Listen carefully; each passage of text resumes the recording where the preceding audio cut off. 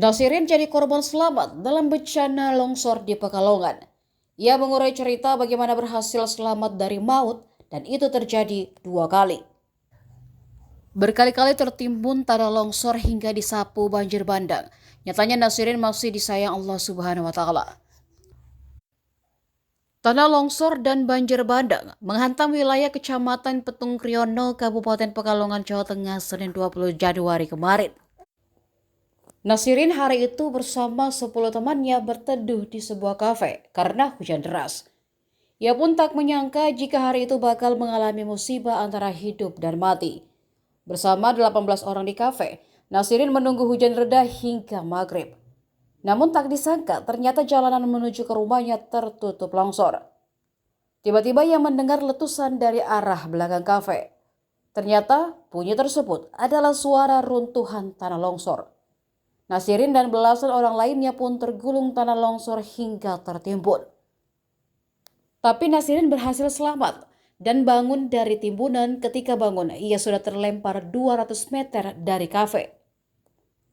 Begitu berdiri, temannya ikut bangun. Keduanya lalu merangkak dengan kondisi lumpur setinggi dada orang dewasa mencari tempat berteduh lain. Di sana Nasirin bertemu dengan puluhan orang yang juga sedang berteduh. Namun rupanya di momen itu Nasirin kembali terancam maut meski sempat bernapas lega. Nasirin dan temannya kembali tertimpa longsor dan banjir.